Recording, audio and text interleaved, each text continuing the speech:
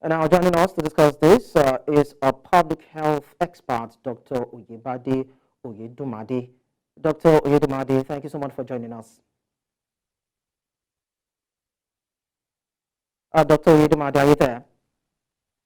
I guess we'll visit that during the course of the bulletin. Okay, Dr. Oyedunmade, it's nice to have you around. Good afternoon. All right, so tell us now, what preventive measures or probably vaccinations are needed to mitigate the crisis and surging cases of what we just talked about? Okay. Good afternoon once again. Is a pleasure to be called on to talk about tuberculosis, which has been one of the deadly disease that has caused a lot of mortality among Nigerians, especially among children less than 15, and at least there's a higher mortality among the children less than 5. However, I want to just create some background to just kind of just talk about tuberculosis a bit, which I will talk about that. Tuberculosis majorly is caused by a bacteria called Mycobacterium tuberculosis, which we know that it can be found in different parts of the body. But however, the preventive measures include the first thing, which I think that is very, very important. That's advocacy. Like, everybody should know what tuberculosis is, and that should be shared through a lot of social medias, which everybody will know the symptoms to look forward to when you have these tuberculosis. However, I will also add that having vaccination, which is BCG, especially for our children, is very, very important. Then also boosting your immune system, either using of supplementary drugs, and also probably just having an edible diet is quite important for you to ensure that your immune system is ready to be able to combat the bacteria.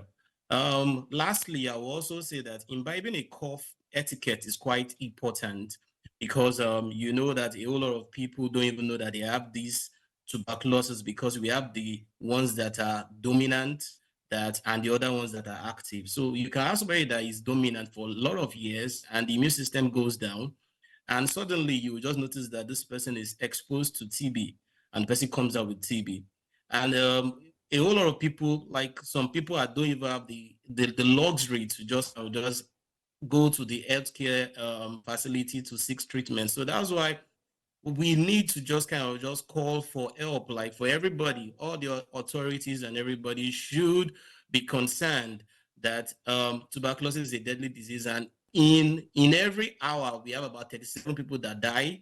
We have about almost 347 that are dead in a daily basis, and in a year you have about 10,000 people that are even dying.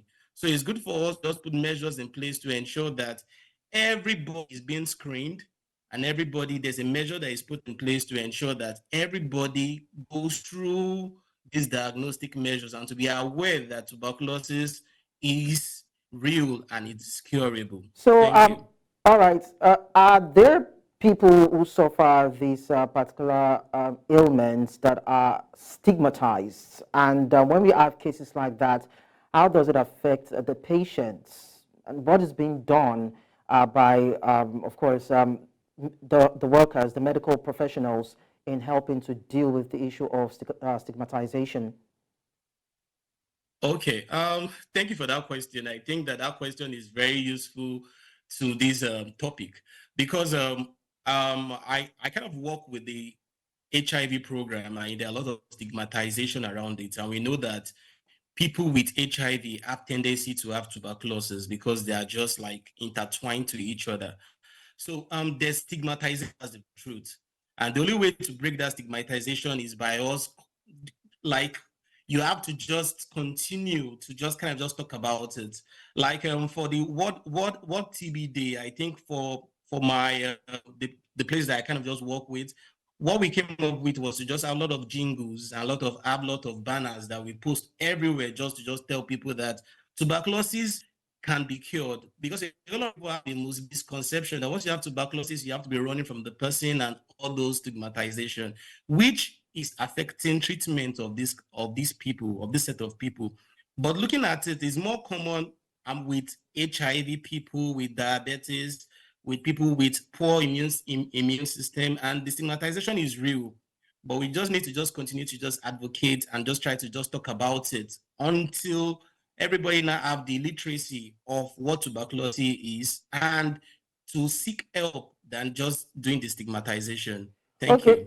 Okay, so during the course of the news, I talked about some states that recorded rates at which this strain is spreading. Talking about Kwara State at 1,869, Enugu 2,496. We talked about Borno 5,000 cases recorded and over 10,000 suspected in 2023 alone. What can be done to? You have said it is curable. So what can be done to reduce the spread, even as we look at cure? How do we reduce the strain from spreading and people contracting it? Okay, yeah. One of the preventive measures that I would say is that it's quite important that everybody is kind of just know their status. That's the first thing. And looking at the report that is going around of people that are dead or people that are having this tuberculosis, we'll notice that it is people that cannot even make it to the healthcare sector. So it's for us to even go to where they are, where patients. All right. Thank you so much, Dr. Oyebade Oyedunmade, for the little time we're able to spend with you.